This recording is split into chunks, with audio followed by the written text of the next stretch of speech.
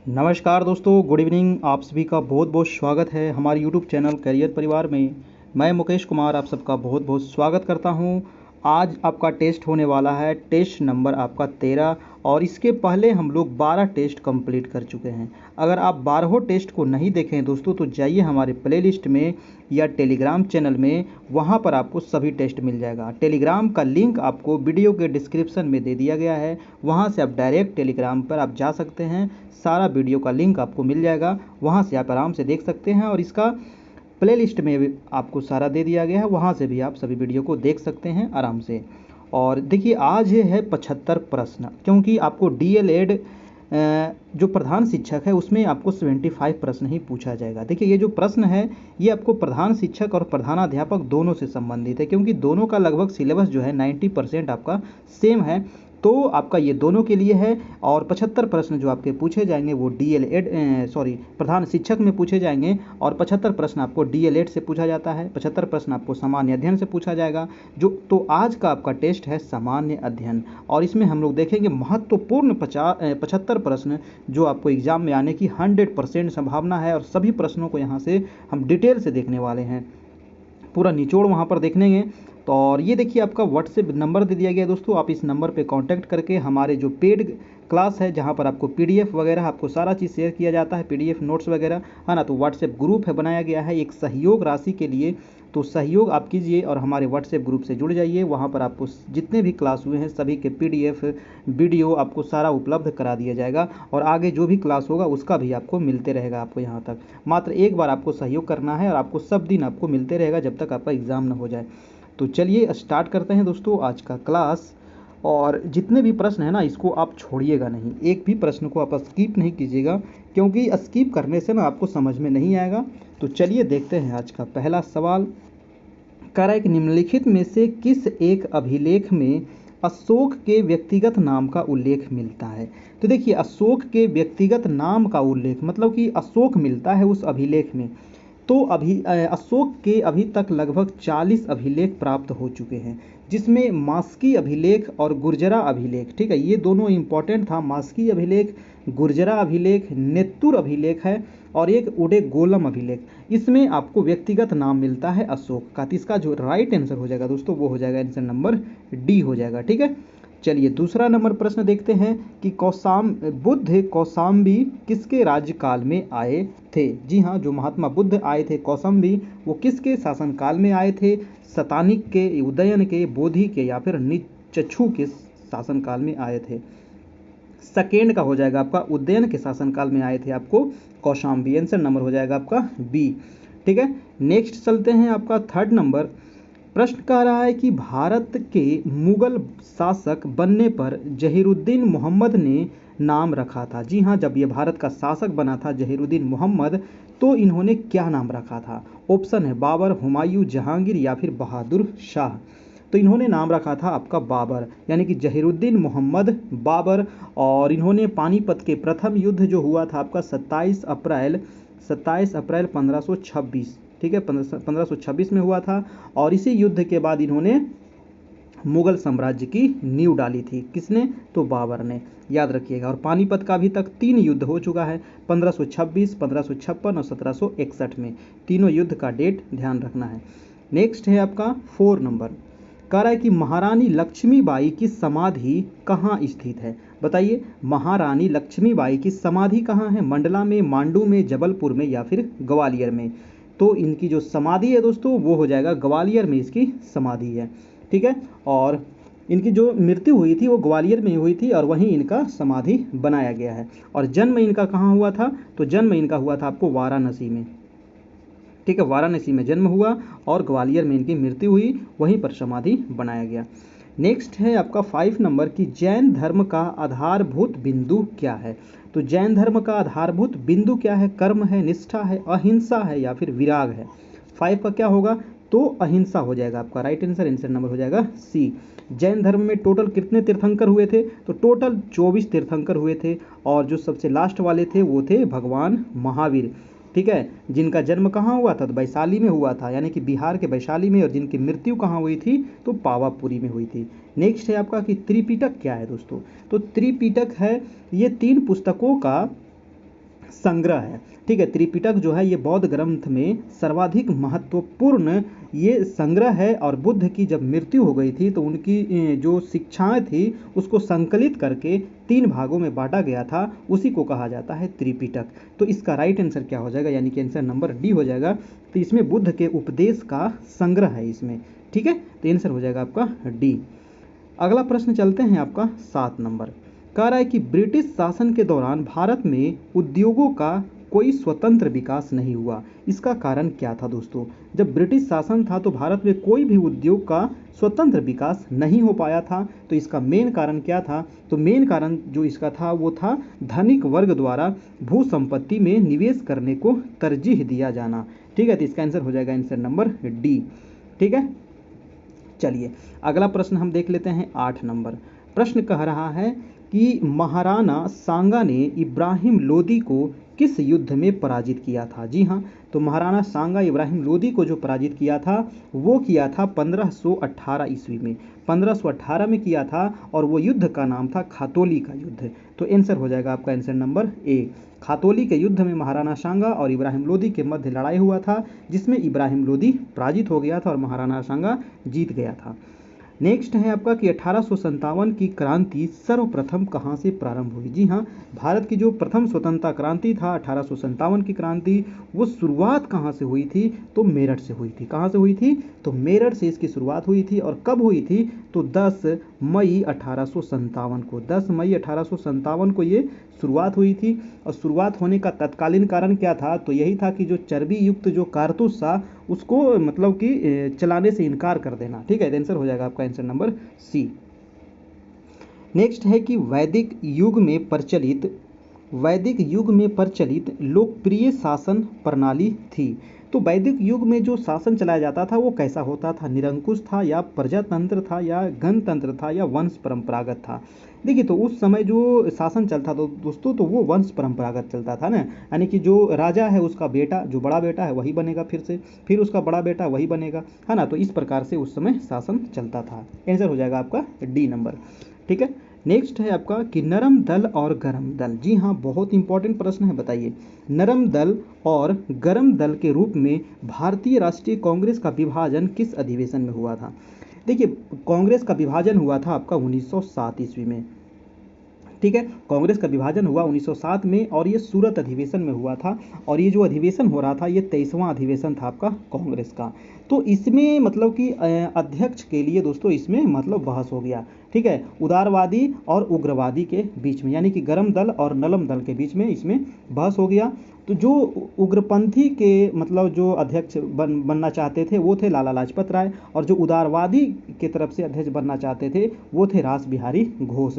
और दोनों के बीच ये बहस होने के वजह से ये क्या हो गया, ये नरम दल और गरम दल में ये विभाजन हो गया 1907 ईस्वी में।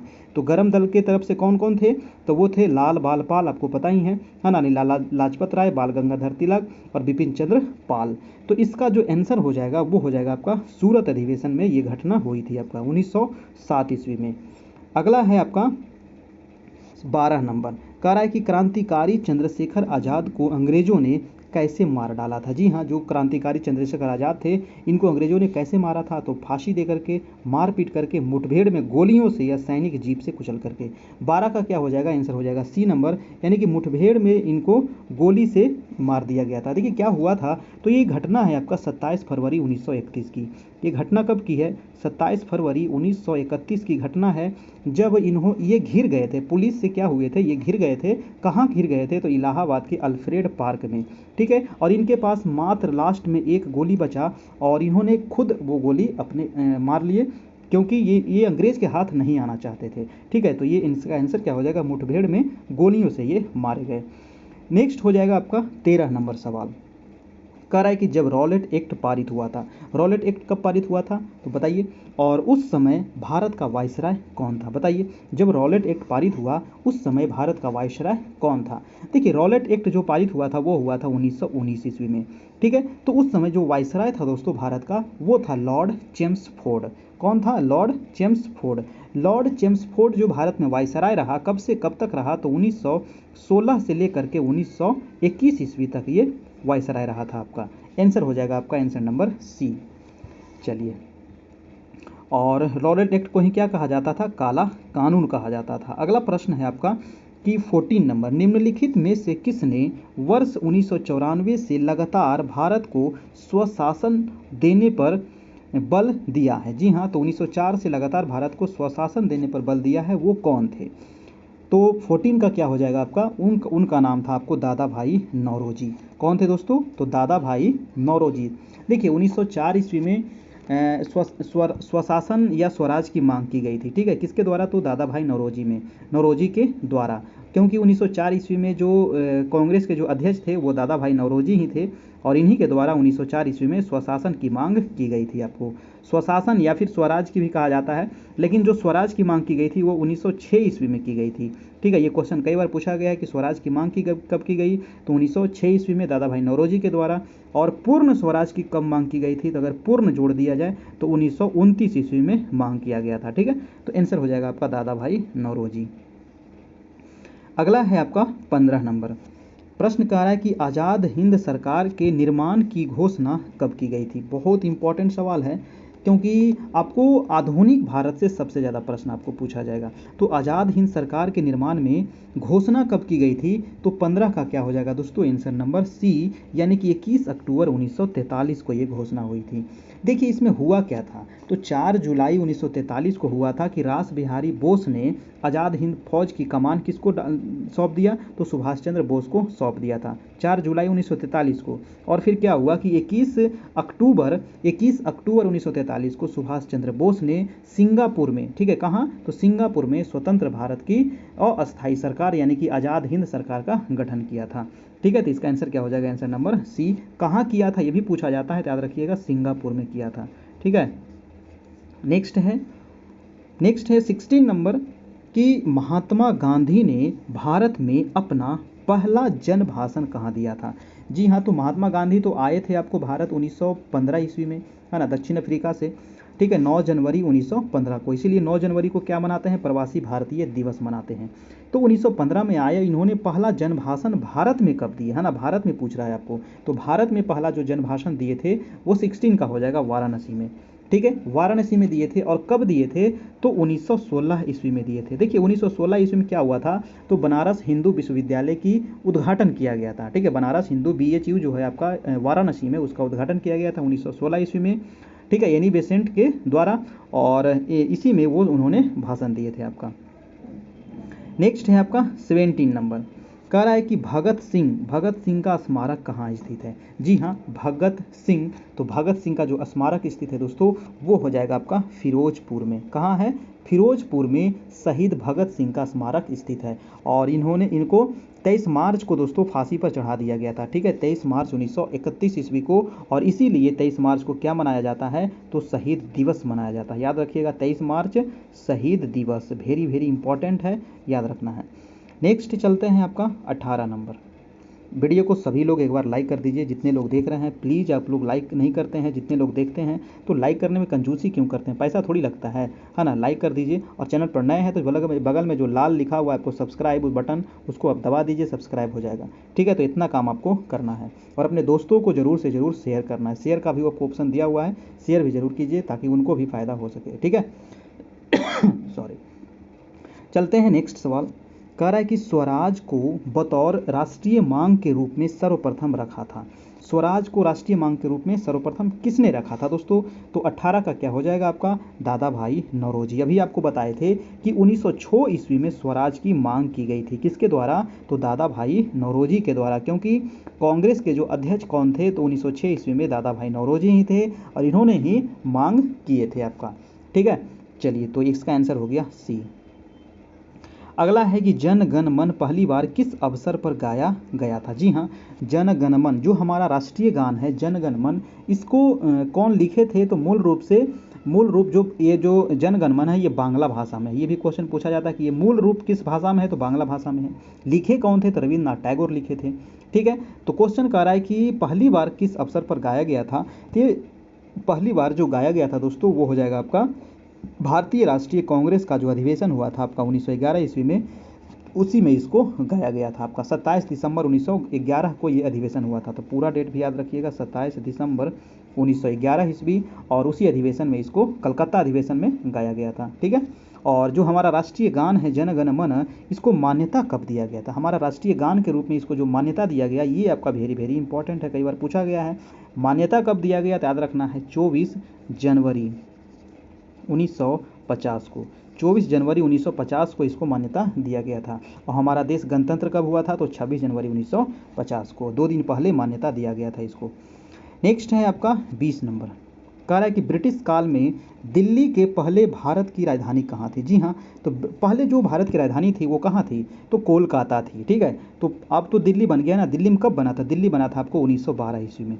देखिए इसका कहानी क्या है, तो कहानी ये है कि दिल्ली में एक दरबार होता है। ठीक है। उसमें ब्रिटिश के राजा आए थे जॉर्ज पंचम, और जॉर्ज पंचम आया था आपको 1911 ईस्वी में। ठीक है, 1911 में आया था। इन्होंने ही निर्णय लिया कि जो भारत की राजधानी कोलकाता है, इसको स्थानांतरित कहाँ किया जाए? तो दिल्ली इसको स्थानांतरित कर दिया जाए। ठीक है। और इसी के मतलब यही इसके स्थानांतरित करने की वजह से 1912 ईस्वी में फिर क्या कर दिया गया था? कलकत्ता से दिल्ली स्थानांतरित कर दिया गया था। ठीक है। चलिए, तो ये इसका आंसर हो गया आपका आंसर नंबर ए। पहले कलकत्ता था, 1912 में फिर दिल्ली बना दिया गया। 1912 में ही आपको बिहार का भी विभाजन हुआ था आपका, है ना। बंगाल का भी विभाजन हुआ था आपको। बंगाल मतलब कि बिहार जो है पश्चिम बंगाल से अलग हुआ था आपका। ठीक है। चलिए, 22 मार्च को अलग हुआ था, इसीलिए 22 मार्च को हम लोग बिहार दिवस मनाते हैं। नेक्स्ट प्रश्न है आपका कि निम्नलिखित देशों में से कौन जो है वो भूमध्य रेखीय जलवायु के अंतर्गत नहीं पाया जाता है? देखिए, तो भूमध्य रेखीय जलवायु यानी कि वैसा देश जो भूमध्य रेखा के आसपास नहीं होगा, तो वहाँ भूमध्य रेखीय जलवायु नहीं पाया जाएगा। तो 21 का क्या हो जाएगा दोस्तों? वो हो जाएगा आपका इथियोपिया। इथियोपिया जो है ये अफ्रीकन कंट्री है आपका, है ना। कहाँ, कौन सा कंट्री है? अफ्रीका का कंट्री है। और यहाँ पर भूमध्य रेखीय जलवायु नहीं पाई जाती है। कांगो हो गया आपका, गैबन हो गया आपका, जायरे हो गया, ये सब भूमध्य रेखा पर ही स्थित है, इसीलिए यहाँ पर भूमध्य रेखीय जलवायु पाई जाती है। इथियोपिया जो है ये भूमध्य रेखा पर स्थित नहीं है, इसीलिए यहाँ नहीं पाई जाती है। नेक्स्ट है आपका 22 नंबर, कह रहा है कि इनमें से गंगा की कौन सी सहायक नदी उत्तर वाहिनी नदी है? जी हाँ, मतलब उत्तर वाहिनी कहने का मतलब क्या हुआ? मान लिया जाए कि बिहार ये है आपका। ठीक है। बिहार के बीचों बीच से कौन सी नदी बहती है? तो गंगा नदी बहती है। और उत्तर मतलब कि इसमें उत्तर वाहिनी नदी कह रहा है कि अब गंगा नदी इधर की ओर बह रही है ना। तो इसमें उत्तर की ओर बह करके आती है आपको सोन नदी। ठीक है। किधर बह रही है सोन नदी? उत्तर की ओर बह रही है। सोन नदी निकलती कहाँ से है? तो मान लिया जाए ये है आपको मध्य प्रदेश का अमरकंटक। ठीक है। अमरकंटक से निकलती है आपको सोन नदी, और जाकर के ये पटना के नज़दीक गंगा में मिल जाती है। ठीक है। और ये दाहिने तट पर मिलती है दोस्तों, क्योंकि गंगा तो इधर बह रही है ना, इसका दाहिना तट कौन होगा? ये हो जाएगा दायां तट, है ना। ये दायां तट हो जाएगा, तो दायां तट पे जाकर के ये मिलती है। ये क्वेश्चन वेरी वेरी इंपॉर्टेंट था, याद रखना है। नेक्स्ट है आपका कि निम्नलिखित में से किसे पर्वतों का सागर कहा जाता है? जी हाँ, तो पर्वतों का सागर किसे कहते हैं? आंसर क्या होगा? पर्वतों का सागर कहा जाता है दोस्तों आपका ब्रिटिश कोलंबिया को। ठीक है। ब्रिटिश कोलंबिया को कहा जाता है पर्वतों का सागर। चलिए, नेक्स्ट प्रश्न चलते हैं आपका 24, कह रहा है कि कंधार स्थित है। जी हाँ, कंधार कहाँ स्थित है? दक्षिण अफगानिस्तान में, उत्तरी अफगानिस्तान में, पूर्वी इराक में, या पश्चिम अफगानिस्तान में? तो कंधार जो है ना, ये अफगानिस्तान के कंधार प्रांत की राजधानी है। ठीक है। और यह जो प्रांत है, ये अफगानिस्तान के दक्षिण पूर्व में पाकिस्तान सीमा पर स्थित है। ठीक है। किधर है? दक्षिण पूर्व में है। तो इसका जो आंसर हो जाएगा वो हो जाएगा दक्षिण। ठीक है। तो दक्षिण अफगानिस्तान इसका ऑप्शन के अनुसार आपका राइट आंसर हो जाएगा आपका। ठीक है। पूर्वी इराक नहीं होगा, दक्षिण पूर्वी अफगानिस्तान में है आपका। नेक्स्ट है, भारत की 1/3 से अधिक जनसंख्या किन राज्य में संकेंद्रित है? बहुत अच्छा प्रश्न है। तो ये 2011 के अनुसार आपको पूछ रहा है ना, क्योंकि 2011 के बाद तो अभी कोई जनगणना हुई नहीं है। तो 2011 में जो जनगणना हुई थी उसके अनुसार जो सबसे अधिक जनसंख्या वाला राज्य था वो था आपका उत्तर प्रदेश 1 नंबर पर, दूसरे नंबर पर था आपका महाराष्ट्र, और तीसरे नंबर पर था आपका बिहार। तो ये इसका आंसर क्या हो जाएगा आपको दोस्तों? आपका 25 का आंसर हो जाएगा ए नंबर। ठीक है। यानी कि 1/3 जो जनसंख्या होगा यूपी होगा, महाराष्ट्र होगा और बिहार में संकेंद्रित है। आंसर नंबर ए हो जाएगा। अगला है आपका 26 नंबर। वीडियो को लाइक करते चले, सभी लोग एक बार लाइक करते चले, जरूर से जरूर। एक बार ही लाइक करना है, 2 बार नहीं करना है ना। 2 बार कीजिएगा तो डिसलाइक हो जाएगा, एक बार ही लाइक करना है। ठीक है। चलिए, 26 कह रहा है कि किसी स्थान का मानक समय निर्धारित करने का आधार क्या होता है? देखिए, मानक समय निर्धारित करने के लिए देशांतर का पता होना जरूरी है। और कितने देशांतर? तो अंतर्राष्ट्रीय तिथि रेखा, है ना, अंतर्राष्ट्रीय तिथि, सॉरी, प्रधान मध्याह्न रेखा ना, प्रधान मध्याह्न रेखा यानी कि 0 डिग्री का आपको पता होना बहुत जरूरी है, तभी आप किसी स्थान का निर्धारण कर सकते हैं स्टैंडर्ड टाइम। देखिए, 0 डिग्री जो प्रधान मध्याह्न रेखा है, इसको 0 डिग्री भी कहा जाता है, 0 डिग्री देशांतर। 0 डिग्री देशांतर का मतलब क्या हुआ कि ये 0 डिग्री जो देशांतर गुजरा है, ये कहाँ से गुजरा है? तो इलाहाबाद, सॉरी, इंग्लैंड में जो ग्रीनविच है वहाँ से गुजरा है आपका, ठीक है, इंग्लैंड के ग्रीनविच वहीं से गुजरा है आपका 0 डिग्री प्रधान मध्याह्न रेखा। और 0 डिग्री के जो भी देश आपका पूर्व में है उसका समय क्या हो जाता है? जुड़ जाता है। और 0 डिग्री के जो भी देश पश्चिम में है उसका समय क्या हो जाता है? घट जाता है। तो भारत किधर है? भारत पूर्व में है, इसलिए कहा जाता है ना कि भारत जो है वो ग्रीनविच से कितना आगे है? तो 5.5 घंटा आगे है, ठीक है। चलिए, ये सब समझ गए होंगे। नेक्स्ट प्रश्न है आपका, कोई पीर पंजाल श्रेणी पाई जाती है? जी हाँ, तो पीर पंजाल श्रेणी कहाँ पाई जाएगी? अरुणाचल प्रदेश, जम्मू कश्मीर, पंजाब या फिर उत्तराखंड में? 27 का क्या होगा? 27 का हो जाएगा दोस्तों आपका बी नंबर, ठीक है। पीर पंजाल श्रेणी जो है ये मध्य हिमालय में पाई जाती है, ठीक है। कहाँ पाई जाती है? तो मध्य हिमालय। हिमालय जो है ना, ये 3 भागों में हमको बटा हुआ हिमालय। सबसे जो उत्तर वाला हिमालय है इसको कहते हैं महान हिमालय। दूसरा नंबर जो हिमालय इसको कहते हैं मध्य हिमालय। और तीसरा हिमालय जो है इसको कहते हैं शिवालिक हिमालय, ठीक है, शिवालिक हिमालय कहा जाता है। तो ये हिमालय के 3 भागों में इसको बांटा गया है। और पीर पंजाल जो श्रेणी होगा वो हो जाएगा जम्मू कश्मीर वाला क्षेत्र में। जम्मू कश्मीर और अरुणाचल प्रदेश का जो, सॉरी, हिमाचल प्रदेश का जो एरिया है ना, वही उसी में पाया जाता है आपको पीर पंजाल का श्रेणी, ठीक है। और दोस्तों, जो लोग अगर हमारे व्हाट्सएप ग्रुप से जुड़ना चाहते हैं, है ना, व्हाट्सएप ग्रुप से अगर जुड़ना चाहते हैं तो आपको नंबर दे दिया गया है, ठीक है। वहाँ पर आपको पीडीएफ आपको मिलते रहेगा, जो भी क्लास हुआ उसका पीडीएफ मिल जाएगा, जो भी क्लास हुआ उसका वीडियो आपको प्रोवाइड करा दिया जाएगा। और भी अदर नोट्स जैसे कि आपको जीके वगैरह, है ना, पेडागोजी का आपको क्वेश्चन आंसर, ठीक है। उसके अलावा आपका करेंट अफेयर का क्वेश्चन आंसर वहाँ पर आपको मिलते रहेगा, ठीक है। तो इसके लिए एक सहयोग राशि रखा गया है मात्र 250 रुपये का। तो आप लोग ये सहयोग राशि पेड करके उस ग्रुप में जुड़ सकते हैं, ठीक है। पेड करने के लिए आपको नंबर दिया गया है 7857824310। ये आपका नंबर है और यही नंबर व्हाट्सएप का भी है, यही नंबर आप कॉन्टैक्ट का भी है। तो आप व्हाट्सएप भी कर सकते हैं, कॉन्टैक्ट करके आप हमारे व्हाट्सएप ग्रुप से जुड़ सकते हैं। वहाँ पर आपको पीडीएफ वीडियो सभी चीज़ें आपको प्रोवाइड कराया जाएगा। मात्र एक बार ही आपको पे करना है और सब दिन के लिए आपको मिलते रहेगा, ठीक है। चलिए 28 नंबर देखते हैं हम। प्रश्न कह रहा है कि भारत में सबसे पुराना तेल का भंडार कहाँ है? जी हाँ, भारत में जो सबसे पुराना तेल का भंडार है वो है आपका भारत में दोस्तों डिगबोई। कौन सा है? डिगबोई है। और ये कहाँ है? तो ये है असम राज्य में, ठीक है। इसका जो खोज किया गया था वो 1901 ईस्वी में इसका खोज किया गया था, ठीक है। 1901 ईस्वी में इसका खोज किया गया था। आंसर हो जाएगा आपका डी नंबर। ये किस घाटी में पाया जाता है? तो ये ब्रह्मपुत्र घाटी में, क्योंकि असम में कौन सी नदी बहती है? तो ब्रह्मपुत्र नदी बहती है। और ब्रह्मपुत्र की घाटी में ही ये डिगबोई वाला क्षेत्र है, तेल वाला क्षेत्र। सबसे पहले भारत में यही खोज हुआ था आपका।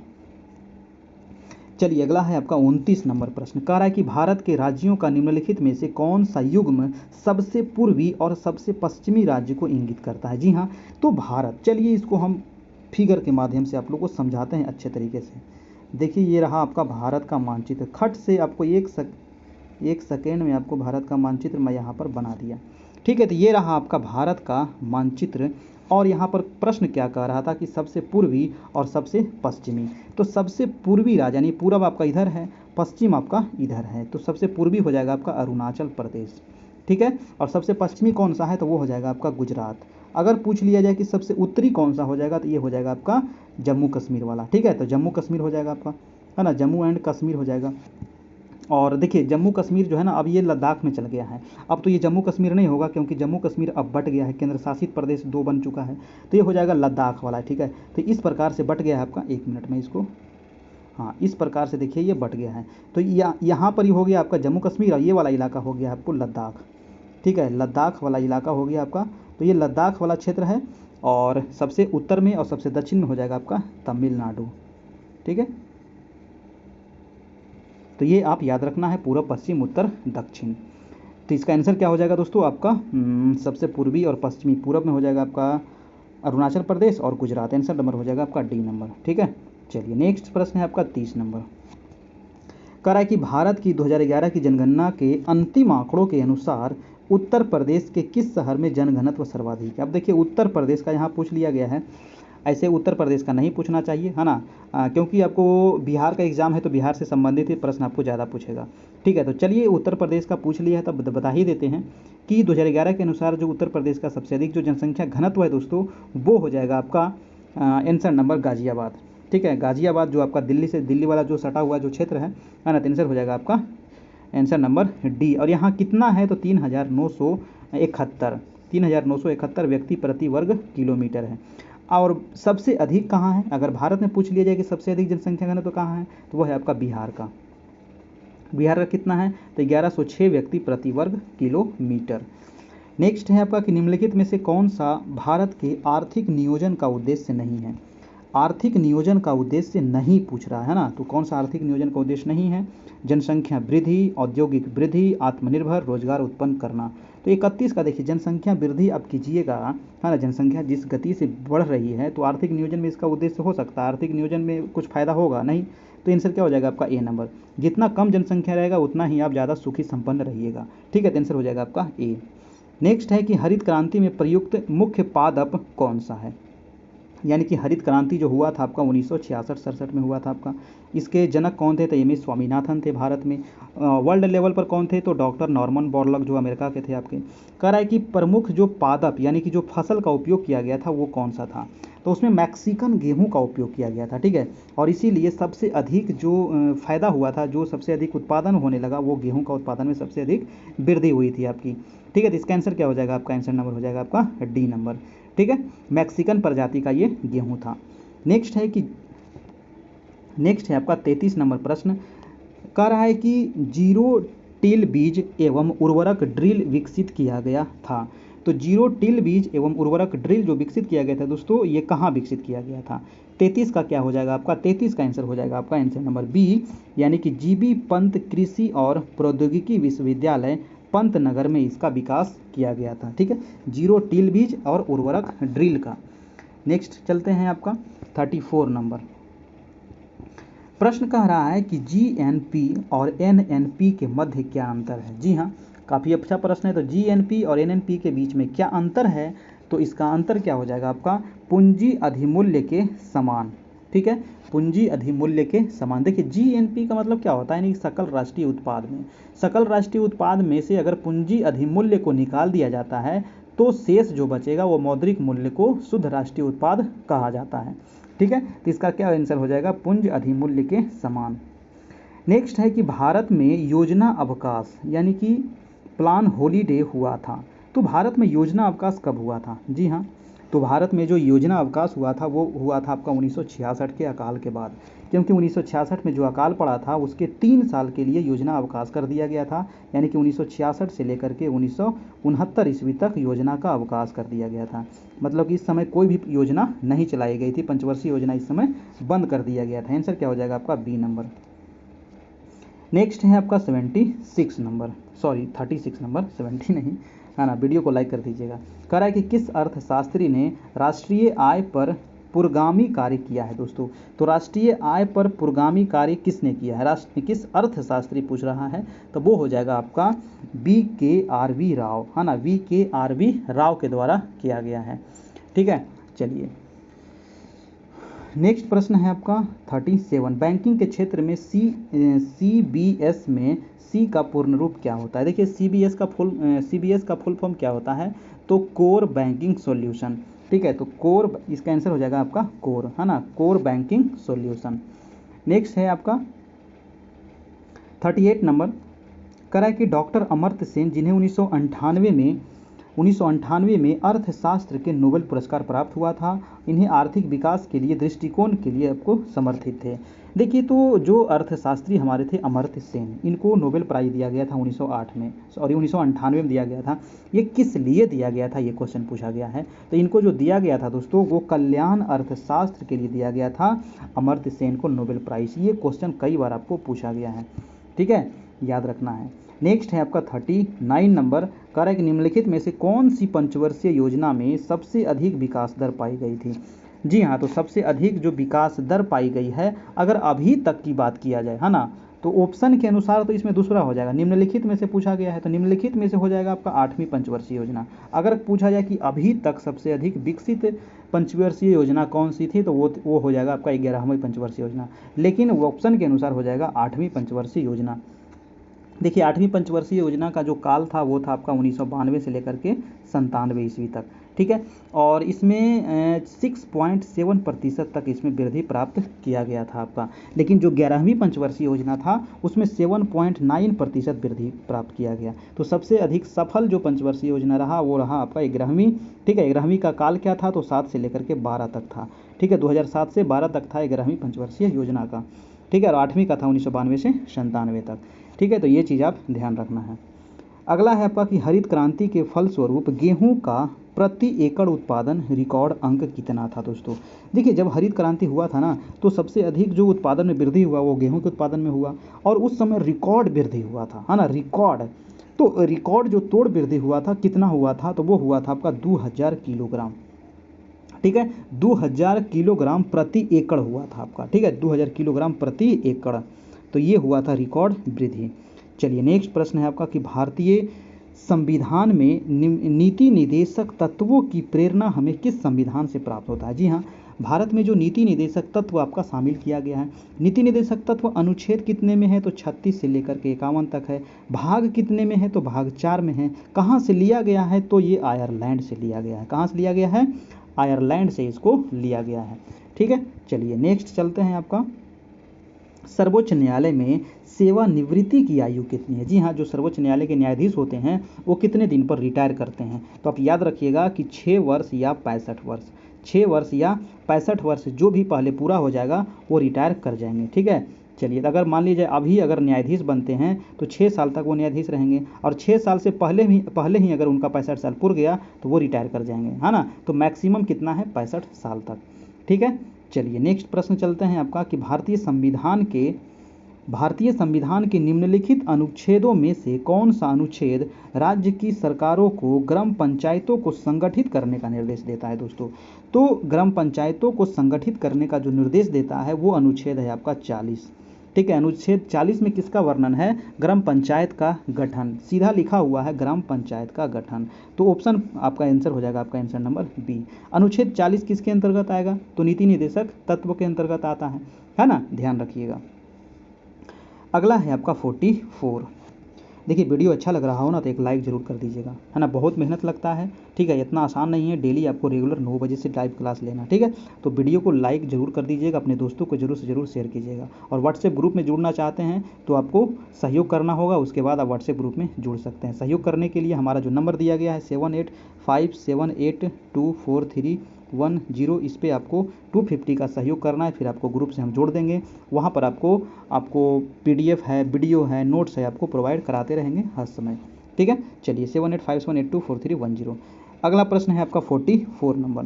प्रश्न कह रहा है कि पंचायती राज को संवैधानिक स्थिति प्रदान करने की संस्तुति निम्न में से किस कमेटी द्वारा की गई थी।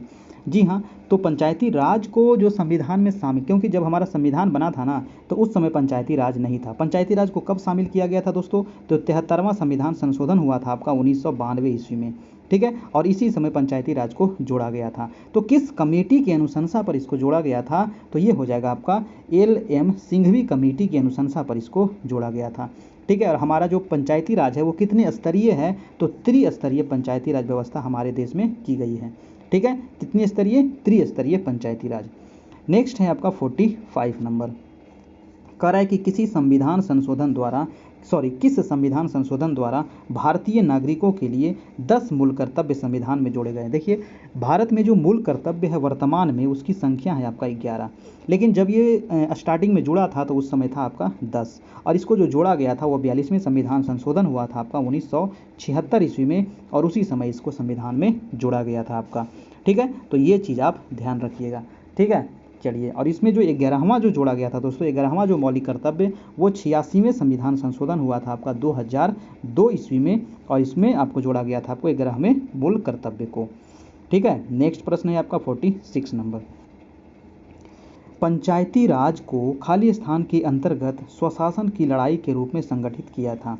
देखिए पंचायती राज को किसके अंतर्गत दोस्तों, स्वशासन की इकाई के रूप में संगठित किया था। तो 46 का क्या हो जाएगा आपका आंसर नंबर डी हो जाएगा।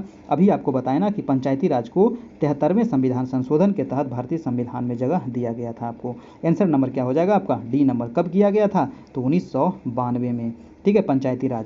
अगर पूछ लिया जाए कि नगर निगम की व्यवस्था कब की गई, तो 74वें संविधान संशोधन हुआ था दोस्तों 1992 ईस्वी में। दोनों हुआ था आपको 92 में ही, 73वें भी और 74वें भी। 73वें था आपका पंचायती राज, 74वें था आपका नगर निगम। ठीक है, याद रखिएगा। अगला है आपका 47। कह रहा है कि हमारे देश का संवैधानिक नाम क्या है। जी हाँ, जो हमारे देश का नाम है, तो अगर आप अनुच्छेद 1 पढ़ते हैं, अनुच्छेद टोटल अनुच्छेद की संख्या कितनी है, तो 395 है। जो हमारे मूल संविधान में है 395 अनुच्छेद है, 22 भाग है और 8 अनुसूची है। ठीक है, तो जो हमारा देश का संवैधानिक नाम क्या है, तो अगर अनुच्छेद 1 पढ़ते हैं तो उसमें लिखा हुआ है भारत क्या है, राज्यों का संघ है। और भारत की बात उसमें की गई है। ठीक है, भारत अर्थात इंडिया की बात उसमें की गई है। तो 47 का आंसर हो जाएगा दोस्तों आपका आंसर नंबर बी, यानी कि भारत अर्थात इंडिया की बात की गई है। आपका आंसर हो जाएगा आपका बी नंबर। ठीक है, चलिए नेक्स्ट है आपका 48 नंबर। 48 प्रश्न कह रहा है कि किस मामले में सर्वोच्च न्यायालय ने संविधान के उन प्रावधानों को निरस्त किया जो मूलभूत अधिकारों पर निर्देशक सिद्धांतों के प्रभुत्व को मंजूर करते थे। देखिए, तो सर्वोच्च न्यायालय ने संविधान के उन प्रावधानों को निरस्त किया जो मूलभूत अधिकारों पर निर्देशित सिद्धांत के प्रभुत्व को मंजूर करते थे। ठीक है, तो किस मामले में करते थे दोस्तों, तो 48 का हो जाएगा आपका मिनर्वा मिल्स केस। देखिए मिनर्वा मिल्स केस क्या था, मिनर्वा मिल्स जो था वो आपका 1980 में हुआ था। ठीक है, मिनर्वा मिल्स हुआ था 1980 के बाद में उच्चतम न्यायालय ने ये कहा कि मूल अधिकार, ठीक है, मूल अधिकार जो हमारा मौलिक अधिकार है और नीति निर्देशक तत्व के बीच समन्वय और संतुलन संविधान की आधारिक संरचना का आवश्यक ये लक्षण है। मिनर्वा मिल्स के बाद में उच्चतम न्यायालय ने 42वें संविधान संशोधन के धारा 4 को असंवैधानिक मानते हुए शून्य घोषित कर दिया था आपका। इसका आंसर हो जाएगा आपका मिनर्वा मिल्स केस के अंतर्गत। नेक्स्ट है आपका 49 नंबर।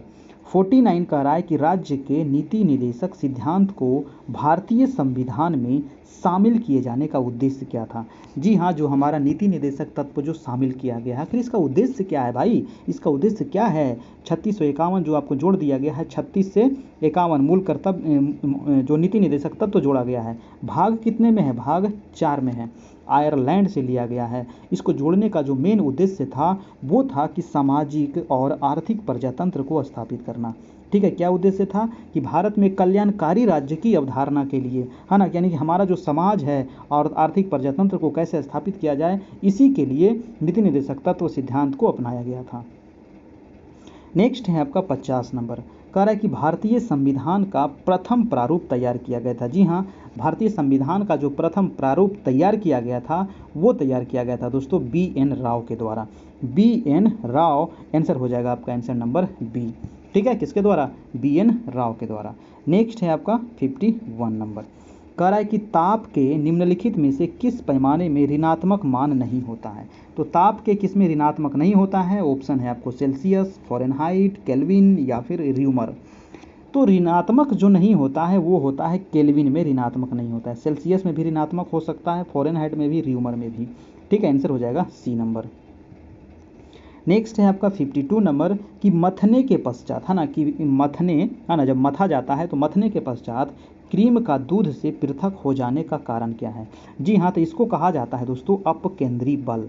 अपकेंद्री बल वेरी वेरी इंपॉर्टेंट है, कई बार पूछा गया है कि दूध को मथने से जो क्रीम निकलता है इसको किस मतलब कि सिद्धांत से निकलता है ना, तो ये अपकेंद्री बल के वजह से ये निकलता है। ठीक है, आंसर हो जाएगा आपका 52 का सी नंबर। नेक्स्ट है आपका 53 नंबर। कह रहा है कि कौन सा एक कथन सही नहीं है। कथन क्या दिया हुआ है कि NaCl की मौजूदगी में पेरिस प्लास्टर के स्थापन दर में वृद्धि होती है, और सही नहीं पूछ रहा है, तो ये तो आपका सही है। बी नंबर कह रहा है कि सीमेंट में जिप्सम का योग उसके स्थापन दर को मंद करने के लिए किया जाता है, सही है। सभी क्षारीय मृदा धातु जलायोजित लवण उत्पन्न करते हैं, सही है। और बेरियम तथा स्ट्रांसियम प्रकृति में मुक्त रूप से पाए जाते हैं। ये आपका बिल्कुल गलत है। तो 53 का हो जाएगा दोस्तों डी नंबर। ये आपको मतलब कि मुक्त रूप में नहीं पाए जाते हैं। ठीक है, नेक्स्ट है आपको कि एलिसा परीक्षण किया जाता है। जी हाँ, तो एलिसा जो परीक्षण किया जाता है ये किस लिए किया जाता है? तो एलिसा टेस्ट किया जाता है आपको एड्स को पहचानने के लिए। तो 54 का क्या हो जाएगा आपका ए नंबर। एड्स का फुल फॉर्म क्या होता है? तो एक्वायर्ड इम्यूनो डिफिशियंसी सिंड्रोम। ठीक है, एड्स का फुल फॉर्म आप याद रखिएगा, acquired immuno deficiency syndrome. Next है 55 नंबर, कह रहा है कि छिछले हैंडपंप से पानी पीने वाले लोगों को नीचे लिखे सभी रोगों की संभावना है, किसके सिवाय? देखिए, छिछले हैंडपंप, इसका मतलब क्या होता है? छिछले हैंडपंप मतलब देखिए, एक हैंडपंप होता है ना जो बहुत गहराई तक जा करके शुद्ध पानी को निकालता है। एक हैंडपंप होता है कि मतलब थोड़ा सा ऊपर से ही निकाल लिया तो वो गंदा पानी उसमें से निकलता है। यानी कि मेन कहने का मतलब हुआ कि गंदा पानी अगर आप पीते हैं तो आपको कौन सी बीमारी होने की संभावना रहेगी। तो गंदा पानी पीने से क्या होता है दोस्तों? हैजा है, टाइफाइड है ना, ये सब चीज़ आपको होने की संभावना रहती है। तो इसका आंसर क्या हो जाएगा? जॉन्डिस है, ये सब गंदा पानी से ही होता है। 55 का आंसर हो जाएगा आपका डी नंबर, यानी कि फ्लूरोसिस जो है ये आपको गंदा पानी से नहीं होता है। ठीक है, चलिए, तो इसका आंसर हो जाएगा आपका आंसर नंबर डी। नेक्स्ट है कि मिट्टी का तेल जो है पानी के ऊपर इसलिए तैरता है। जी हाँ, अगर मिट्टी का तेल को अगर पानी के ऊपर आप डालिएगा तो क्या रहेगा? ऊपर पूरा छपला जाएगा, है ना। तो इसका कारण क्या है? कह रहा है तो इसका कारण जो होता है ना, उसका जो घनत्व होता है वो पानी के घनत्व से क्या हो जाता है? कम हो जाता है। यही कारण है क्या होता है? वो पानी के ऊपर से छपला जाता है। आंसर हो जाएगा आपका आंसर नंबर बी। ठीक है, आंसर नंबर हो जाएगा बी, यानी कि उसका जो घनत्व है वो पानी के घनत्व से कम होता है मिट्टी का तेल का। नेक्स्ट है आपका 57 नंबर। 57 कह रहा है कि वायु शक्ति यानी कि विंड पावर में ऊर्जा का कौन सा रूप विद्युत ऊर्जा में परिवर्तित होता है? जी हाँ, तो 57 का क्या होगा? 57 का ऑप्शन कह रहा है गतिज ऊर्जा, बी है स्थितिज ऊर्जा, सी है सौर ऊर्जा और डी है आपका विकिरण ऊर्जा। 57 का हो जाएगा दोस्तों कि जो हमारा हवा है वो बहती वायु से उत्पन्न की गई ऊर्जा को पवन ऊर्जा कहते हैं, है ना। जो बहती हवा है उससे जो ऊर्जा होता है उसको क्या कहते हैं? सब पवन ऊर्जा कहते हैं। और पवन ऊर्जा के उत्पादन के लिए हवादार जगहों पर ही पवन चक्की को लगाया जाता है, और जिनके द्वारा वायु की गतिज ऊर्जा यांत्रिक ऊर्जा में परिवर्तित होते हैं। ठीक है, तो वायु की गतिज ऊर्जा किस में परिवर्तित होगा? यांत्रिक ऊर्जा में। 57 का हो जाएगा आपका ए नंबर। ठीक है, चलिए, सबसे अधिक जो आपको ये जो विंड जो लगाया जाता है, हवा से जो ऊर्जा प्राप्त किया जाता है दोस्तों, ये भारत के जो तटीय राज्य है ना, जो तटीय राज्य जैसे कि तमिलनाडु है आपका, कर्नाटक है, केरल है ना, इन राज्यों में बहुत अधिक मात्रा में विंड ऊर्जा की उत्पादन की जाती है, विंड एनर्जी जिसको कहते हैं। नेक्स्ट है आपका 58 नंबर, निम्नलिखित में से कौन सा वो बहुलक है जो बुलेट प्रूफ वस्त्र बनाने में उपयोग किया जाता है? जी हाँ, जो बुलेट प्रूफ जो जैकेट होता है उसको बनाने में किसका उपयोग करते हैं? 58 का क्या होगा? तो वो हो जाएगा आपका पॉलीएमाइड का उपयोग किया जाता है। किसका? पॉलीएमाइड का। नेक्स्ट है आपका 59। चलिए, इसका आप लोग जवाब दें। थोड़ा सा हम पानी पी लें।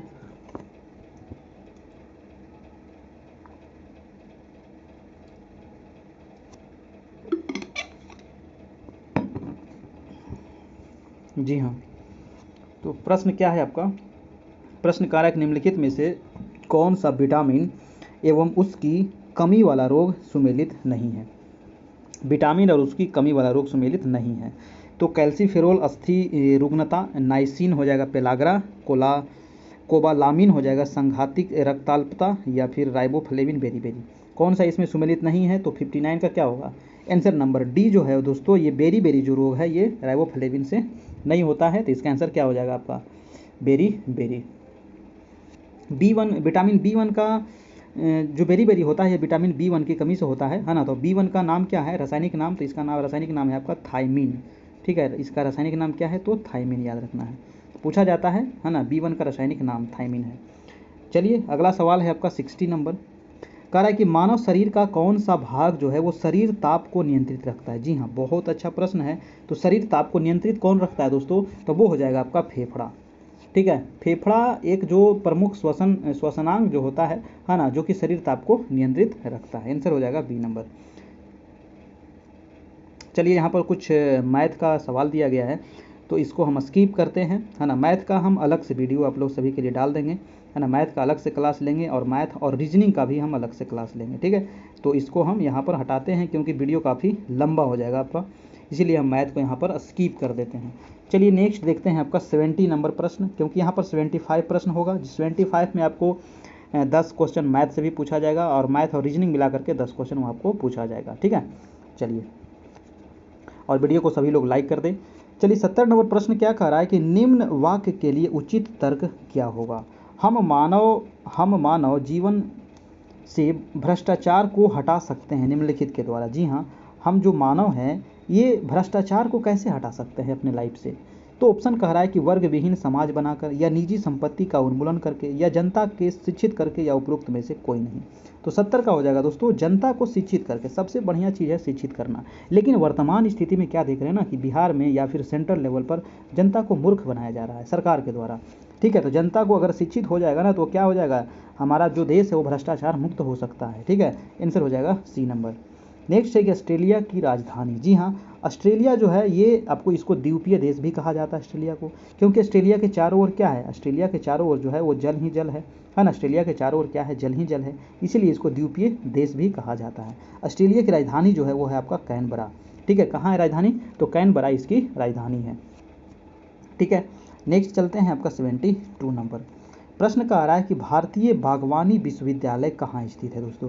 तो भारतीय बागवानी विश्वविद्यालय जो है वो है आपका सोलन में स्थित। ठीक है, सोलन में स्थित है। और सोलन कहाँ पड़ता है, तो सोलन पड़ता है आपको हिमाचल प्रदेश में। ठीक है, सोलन कहाँ है, हिमाचल प्रदेश में बागवानी विश्वविद्यालय। ठीक, नेक्स्ट प्रश्न है आपका 73 नंबर।